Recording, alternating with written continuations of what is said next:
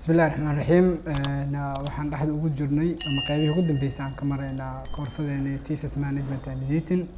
waxaan rabaa qaybtan ugu dambeysay inaan maanta video ka sameeyno waliba kan ugu horeeyo preliminary page-ka ama page-ka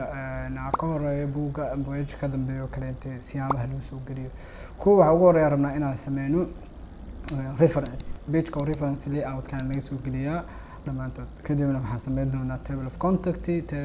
list of tables and list of figures marka laakiin waxaan ku sameyn doonaa hadda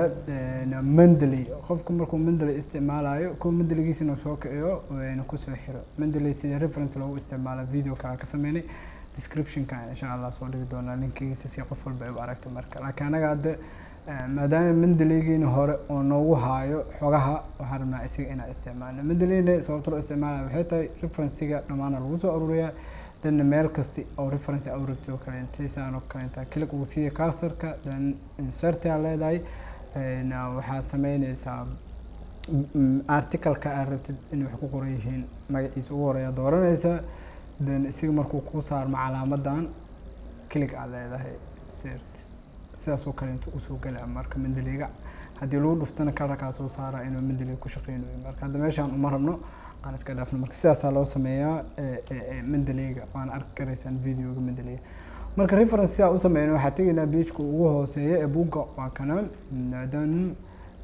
waxa leenahay hal mar reference-ga marka Mendeley iyo waxa jira mid kale inta caadi ah labadaba oo office-ka isiga oo wato ama document-ga Word-ka oo wato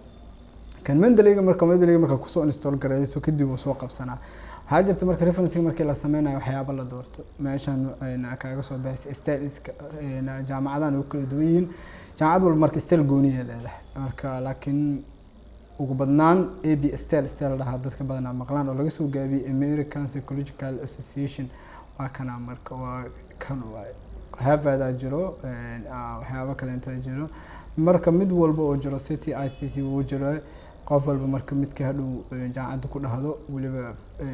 version-ka ee dalbato in mar qaar ku diracsiin karto hadda anaga 7 soo ah edition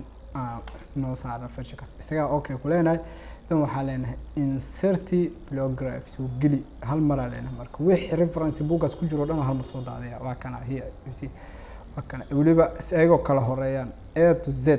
from A oo ka bilaabay sidii isugu xigaan ilaa iyo numberka ugu dambeeyo oo is marka reference marka rabtid inaad soo gelisid sidaas loo soo geliyaa buuggaaga tan qaybtan wax ka dambeeyo wuxuu noqon doontaa reference I hope inaad fahanteen sida reference loo doorto ee loogu soo daro buuggaaga aduu kugu xiran yahay waliba Mendeley marka ay tahay insha Allah next video isku arki doonaa diyaar idmo